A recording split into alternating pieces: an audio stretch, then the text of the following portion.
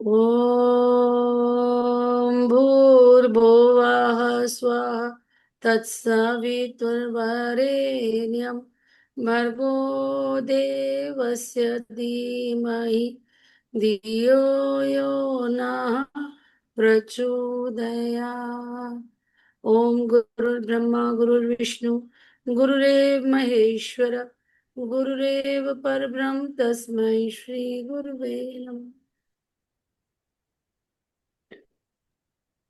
माते स्वाध्याय के प्रारंभ में या आज स्वाध्याय के अंत में यदि संभव हो 8 मिनट निकाल के हम लोग गुरुदेव की वाणी में उनके साथ मंत्र करें, क्योंकि आज एक विशेष दिन है। यदि सब सहमत हो तो हमारा ऐसा मतलब मन नहीं, में जो अवश्य करें। भाव आया है। नहीं नहीं, अवश्य करें। आज 10 मिनट पहले खत्म कर लें। 9:20 पे गुरुदेव के ठीक साथ है, तो 15 मिनट 24 पढ़ साल लेते हैं, की। 15 मिनट के बाद जब कर लेंगे। जी ठीक है। जी। 15-20 ये देखते हैं जितना कंप्लीट हो पाता है। ठीक है। स्वाति के जल से मोती वाली सीपे ही लाभान्वित होती है। अमृत उसी को जीवन दे सकता है जिसका मुंह खुला हुआ है। प्रकाश का लाभ आंखों वाले ही उठा सकते हैं। इन पात्रताओं के अभाव में स्वाति का जल, अमृत अथवा प्रकाश कितना ही अधिक क्यों ना हो, उससे लाभ नहीं उठाया जा सकता। ठीक यही बात देव उपासना के संबंध में लागू होती है।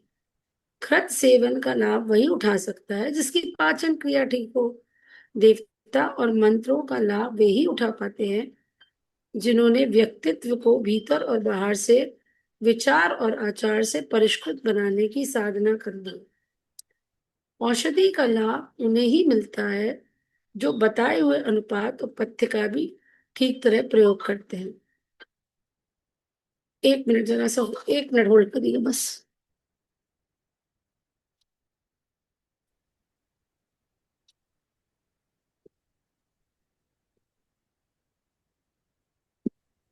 फोटो डाला था। मेरा तो गुरुजी यहाँ ये बताना चाह रहे हैं कि आपकी अगर पात्रता होगी तभी उपासना का लाभ मिल पाएगा। यानी कि आपकी रिसेप्टिविटी कैसी है। हम लोग जब कोई भी हार्मोनल ट्रीटमेंट देते हैं तो वो ये डिपेंड करता है उसकी सक्सेस कि पर्टिकुलर टिश्यू पे जो ये हार्मोन काम करना है वहां उसके रिसेप्टर्स है कि नहीं। रिसेप्टर्स अगर ब्लॉक हो जाएंगे तो वो दवाई काम नहीं करती। स्पेशली हार्मोन्स के संबंध में ये बात होती है। तो वैसी बात गुरुदेव कुछ कुछ बता रहे हैं कि जब आपकी इतना व्यक्तित्व परिष्कृत होगा तभी वो जो गुरुदेव या जो परमात्मा आपके अंदर उपासना के माध्यम से एक कहना चाहिए कि वो आपके अंदर जो आपको अनुदान देना चाहता है, जो आपको लाभ देना चाहता है, वो ऐसे तब नहीं मिलेगा। जैसे स्वाति का जल है तो वो सीपों में तब लाभान्वित होती है ना कि वो स्वाति के जल से मोती बनता है।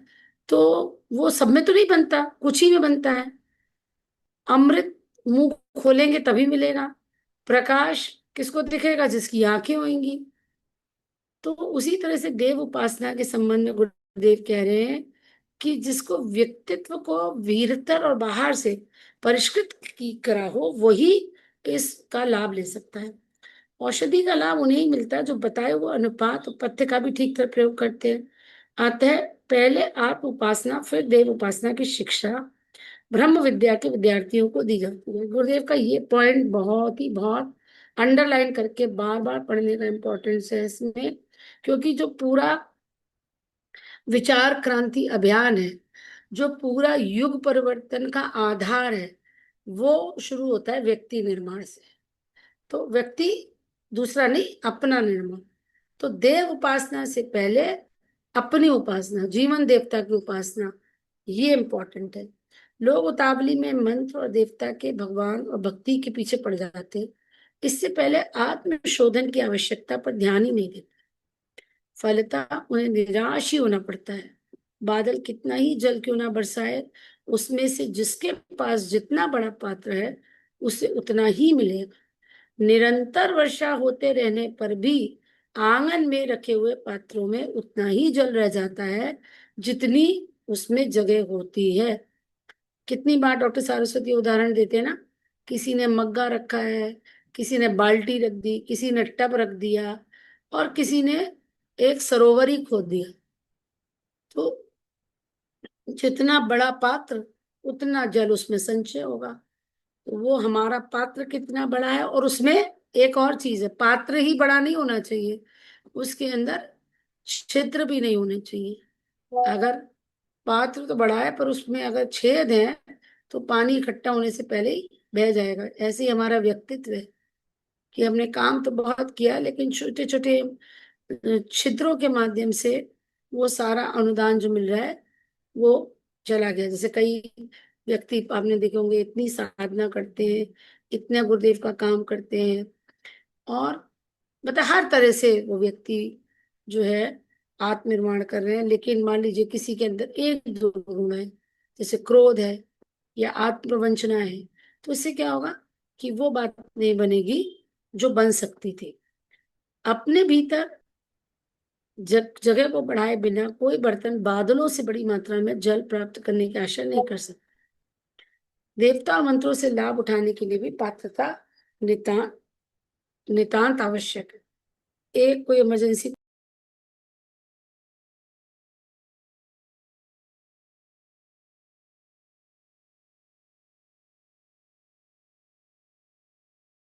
कर्म स्वभाव की दृष्टि से, आचरण और चिंतन की दृष्टि से यदि मनुष्य उत्कृष्टता और आदर्शवादिता से अपने को सुसंपन्न कर ले तो उनकी कषाय कल्मशों की कालिमा हट सकती है और अंतःकरण तथा व्यक्तित्व शुद्ध स्वच्छ पवित्र एवं निर्मल बन सकता है।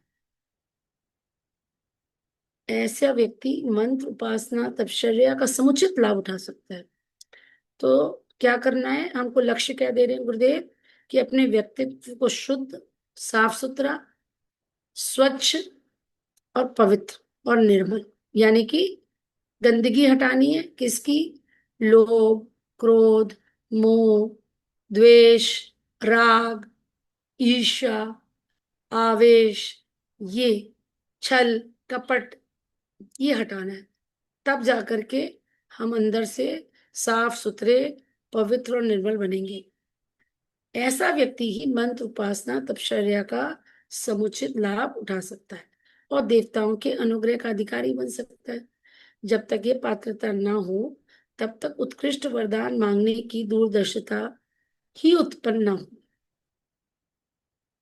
इसका भी उदाहरण डॉक्टर साहब ने बताया ना कि भगवान शिव और पार्वती निकले और एक गरीब ब्राह्मण था, ये जो भी था, एक गरीब पति पत्नी थे और उनका एक बच्चा था।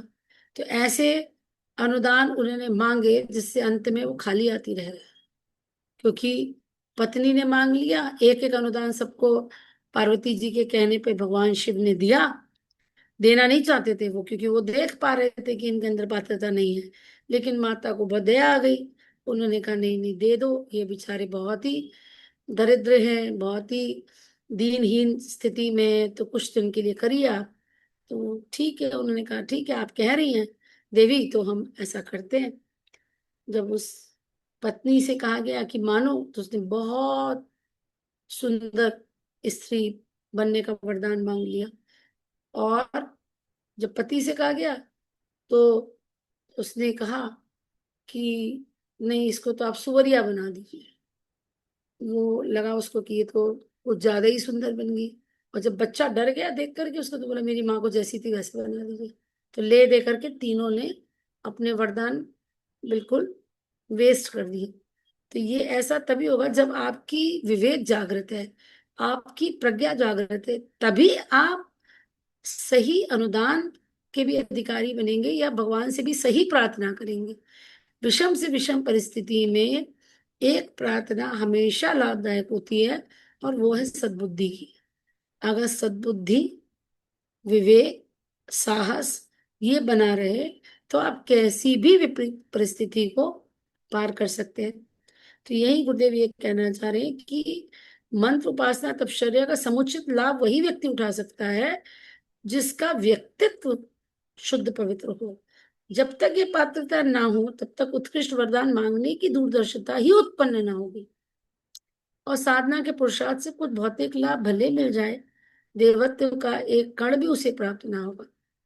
या इससे आगे की परिस्थिति हो, इससे आगे की हो कि मांगना कुछ चाहते हैं लेकिन ईश्वर की कृपा ऐसी है कि वो आपको गलत चीज मांग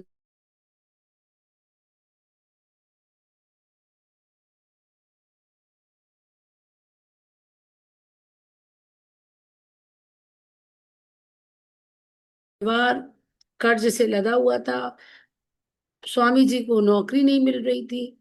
अब वो बार बार रामकृष्ण परमहंस जी के पास आते कि मुझे माता से आप कह दो, प्रार्थना करो। तो उन्होंने कहा, तो रामकृष्ण जी कहते कि मैं क्यों बोलूं, तू ही बोल दे जा करके, तुम बोल दो ना डायरेक्ट जा करके। उन्होंने भेजा। वो जब जाते बाहर, अंदर जाते माँ के सामने, तो भूल जाते कि वो नौकरी के लिए आए हैं या पैसे की सहायता लेने आए हैं, वो भक्ति मांग के चले आते। तो ये कहना चाहिए ये एक और आगे की स्थिति हो गई कि आप जो है, मतलब ईश्वर ही नहीं चाहता कि आप गलत रास्ते पे जाए, या वो ईश्वर ही आपको गिरना नहीं देने चाह रहा है, तो सामने जा करके भी उनसे नहीं मांग पा रहे। आसुरी भूमिका पर कोई सिद्धि मिल भी जाए तो अंततः उसके लिए घातक ही सिद्ध होगी।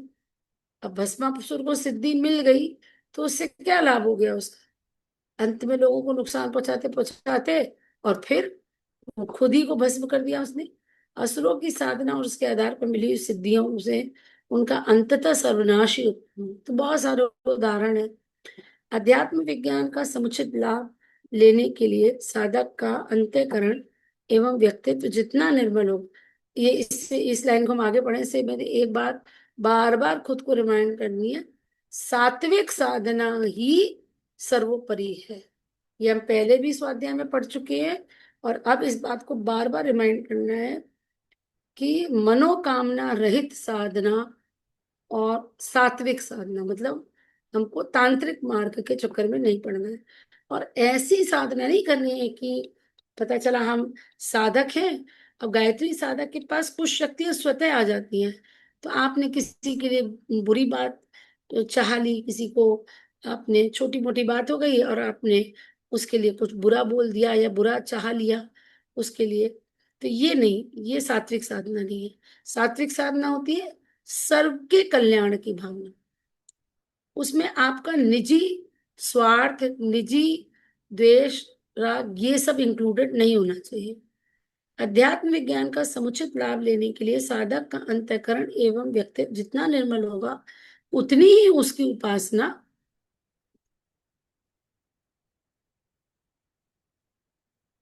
सफल होगी। धुले कपड़े पर रंग आसानी से चढ़ता है, मैले पर नहीं। स्वच्छ व्यक्तित्व संपन्न साधक किसी भी पूजा उपासना का आशाजनक लाभ सहज ही प्राप्त कर सकता है। भगवान और देवता कहाँ है, किस स्थिति में, उनकी शक्ति कितनी है, इस तथ्य का सही निष्कर्ष यह है कि यह दिव्य चेतन सत्ता निखिल विश्व ब्रह्मांड में व्याप्त है और पग पग पर उनके समक्ष जो अणुगति जैसी व्यस्तता के कार्य प्रस्तुत हैं उन्हें पूरा करने में संलग्न। उनके समक्ष असंख्य कोटि प्राणियों की जड़ चेतन की बहुमुखी गतिविधियों को संभालने का विशाल काय कार्य पड़ा है, सो वे उसी में लगी रहती है। एक व्यवस्थित नियम और क्रम उन्हें इन ग्रह नक्षत्रों की तरह कार्य संलग्न रखता है। व्यक्तिगत संपर्क में घनिष्ठता रखना और किसी की भावनाओं में उतार चढ़ाव की बातों पर बहुत ध्यान देना उनके समग्र रूप से संभव। बड़ी प्रैक्टिकल सी बात बता रहे हैं कि देवताओं के पास, ईश्वर के पास, गुरुदेव के पास, महाकाल के पास, सबके पास इतना काम है और बड़ा काम है। वो हरेक किसी के कि आज ये इनको चिंता हो रही है, इनको घबराहट हो रही है, इनके ऊपर कोई गड़बड़ पारिवारिक कोई समस्या आ गई है कुछ, इसके ऊपर अगर वो करेंगे तो वो तो पॉसिबल नहीं है, उनको तो बहुत बड़ा काम करना है ना, पूरे ब्रह्मांड की संचालन, पूरे ब्रह्मांड में कैसे एक ऑर्डर प्ले बनाया जा सके, ये पूरा, तो ये एक बहुत बड़ा काम है उनका। तो वो छोटी छोटी चीजों पे ध्यान नहीं दे सकते। ऐसा करती तो है, पर अपने एक अंश प्रतिनिधित्व। दिव्य सत्ताओं ने हर मनुष्य के भीतर उसके स्थूल सूक्ष्म कारण शरीरों में, अन्नमय कोश, प्राणमय कोश, मनोमय कोश, विज्ञानमय कोश, आनंदमय कोश जैसे आवरणों में अपना एक एक अंश स्थापित किया हुआ है। और ये अंश प्रतिनिधि ही उस व्यक्ति की इकाई को देखता समझता है। वरदान आदि को व्यवस्था इसी प्रतिनिधियों द्वारा संपन्न होती है। तो फिर बात कहाँ पर आ जाती है कि हम अपने कोशों को की जो साधना बताई गई है उसको न्यून अधिक मात्रा में जिसकी जैसी स्थिति हो उसमें हम करेंगे, तो हमको एक डायरेक्शन मिलता चला जाएगा और हमारी प्रगति स्वयं होती चली जाएगी। मेरे ख्याल से हम छोड़ देते हैं यहाँ पर, उसके बाद एक पैराग्राफ चाहे तो और पढ़ सकते हैं, भी टाइम है भी। व्यक्ति की अपनी निष्ठा, श्रद्धा, भावना के अनुरूप यह देव अंश समर्थ बनकर दुर्बल रहता है। एक साधक की निष्ठा में गहनता और व्यक्तित्व प्रखरता हो तो उसका देवता समुचित पोषण पाकर अत्यंत समर्थ दृष्टिगोचर होगा और साधक की आशाजनक सहायता करेगा। दूसरा साधक आत्मिक विशेषताओं से रहित हो तो उसके अंतरंग में अवस्थित देव अंश पोषण के अभाव में भूखा, नंगा, रोगी, दुर्बल बनकर एक कोने में करा रहा होगा। पूजा भी नकली विवाह की तरह भावना रहित होने से उस देवता को परिपुष्ट न बना सकेगी और वे विधि पूर्वक मंत्र जप आदि करते हुए भी समुचित लाभ नहीं उठा सकते। तो इन देवताओं को जो कोशों में विद्यमान है उनको आपको जागृत करना है, आपके अंतःकरण की आवाज सुननी है, आत्म निर्माण करना है, तो आपकी उपासना स्वयं आपको डायरेक्शन देगी या उसमें प्राण आ जाएगी।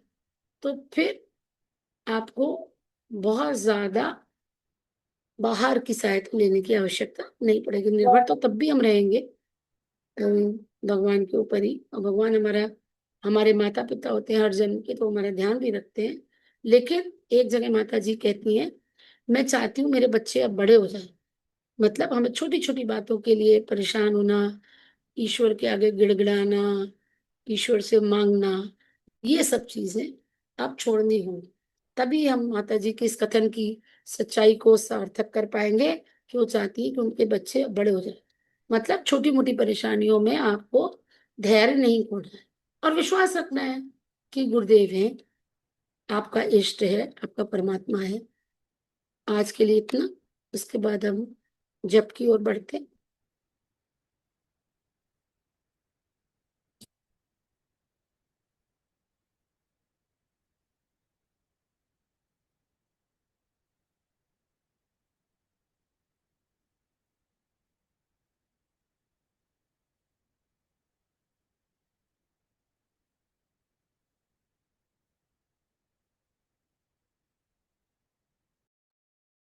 गुरुदेव की वाणी में हम लोग 24 गायत्री मंत्र करने जा रहे हैं। आज एक विशेष दिन है तो उसमें एक छोटा सा अनुभव ऐड करते हैं कि गायत्री मंत्र की जो कुछ भी थोड़ी बहुत साधनाएं हमको मालूम है, उनमें से एक चीज ऑब्जर्व करी है कि जब परम पूज्य गुरुदेव की वाणी के साथ हम गायत्री मंत्र करते हैं तो जिस रिदम में, जिस स्पीड में, जिस अंतराल में परम पूज्य गुरुदेव ने गायत्री मंत्र करा है, उसमें विजुअलाइजेशन एकदम परफेक्ट होता है। ये ऐसा हमारा व्यक्तिगत अनुभव है। 24 गायत्री मंत्र में दो उद्देश्य हमारे हैं। एक तो ये कि आप लोगों को गायत्री मंत्र का शुद्ध उच्चारण हो जाए, और एक आप लोगों के बोलने के साथ साथ में हमारी वाणी का भी समावेश हो जाए। हमारी कई वाणियाँ हैं, आपके तो एक ही वाणी है भैखरी, हमारे पास मध्यमा वाणी भी है, परावाणी भी है, पश्चंती वाणी भी है। इन चारों वाणियों को मिला करके हम मंत्र बोलते हैं। तो 24 मंत्र हम बोलेंगे, हमारे साथ साथ ही आप भी बोलना शुरू कर दीजिए। इस तरीके से 24 मंत्र समझिए कि 24,000 मंत्रों के बराबर शक्तिशाली होंगे, तो उसमें हमारी वाणी का समावेश है। ओम भूर्भुवः तत्सवितुर्वरेण्यं भर्गो देवस्य धीमहि धियो यो नः प्रचोदयात्। ॐ भूर्भुवः स्वः तत्सवितुर्वरेण्यं भर्गो देवस्य धीमहि धियो यो नः प्रचोदयात्। ॐ भूर्भुवः स्वः तत्सवितुर्वरेण्यं भर्गो देवस्य धीमहि धियो यो नः प्रचोदयात्। ॐ भूर्भुवः स्वः तत्सवितुर्वरेण्यं भर्गो देवस्य धीमहि धियो यो नः प्रचोदयात्। ॐ भूर्भुवः स्वः तत्सवितुर्वरेण्यं भर्गो देवस्य धीमहि धियो यो नः प्रचोदयात्। ॐ भूर्भुवः स्वः तत्सवितुर्वरेण्यं भर्गो देवस्य धीमहि धियो यो नः प्रचोदयात्। ॐ भूर्भुवः स्वः तत्सवितुर्वरेण्यं भर्गो देवस्य धीमहि धियो यो नः प्रचोदयात्। ॐ भूर्भुवः स्वः तत्सवितुर्वरेण्यं भर्गो देवस्य धीमहि धियो यो नः प्रचोदयात्। ॐ भूर्भुवः स्वः तत्सवितुर्वरेण्यं भर्गो देवस्य धीमहि धियो यो नः प्रचोदयात्। ॐ भूर्भुवः स्वः तत्सवितुर्वरेण्यं भर्गो देवस्य धीमहि धियो यो नः प्रचोदयात्। ॐ भूर्भुवः स्वः तत्सवितुर्वरेण्यं भर्गो देवस्य धीमहि धियो यो नः प्रचोदयात्। ॐ भूर्भुवः स्वः तत्सवितुर्वरेण्यं भर्गो देवस्य धीमहि धियो यो नः प्रचोदयात्। ॐ भूर्भुवः स्वः तत्सवितुर्वरेण्यं भर्गो देवस्य धीमहि धियो यो नः प्रचोदयात्। ॐ भूर्भुवः स्वः तत्सवितुर्वरेण्यं भर्गो देवस्य धीमहि धियो यो नः प्रचोदयात्। ॐ भूर्भुवः स्वः तत्सवितुर्वरेण्यं भर्गो देवस्य धीमहि धियो यो नः प्रचोदयात्। ॐ भूर्भुवः स्वः तत्सवितुर्वरेण्यं भर्गो देवस्य धीमहि धियो यो नः प्रचोदयात्। ॐ भूर्भुवः स्वः तत्सवितुर्वरेण्यं भर्गो देवस्य धीमहि धियो यो नः प्रचोदयात्। ॐ भूर्भुवः स्वः तत्सवितुर्वरेण्यं भर्गो देवस्य धीमहि धियो यो नः प्रचोदयात्। ॐ भूर्भुवः स्वः तत्सवितुर्वरेण्यं भर्गो देवस्य धीमहि धियो यो नः प्रचोदयात्। ॐ भूर्भुवः स्वः तत्सवितुर्वरेण्यं भर्गो देवस्य धीमहि धियो यो नः प्रचोदयात्।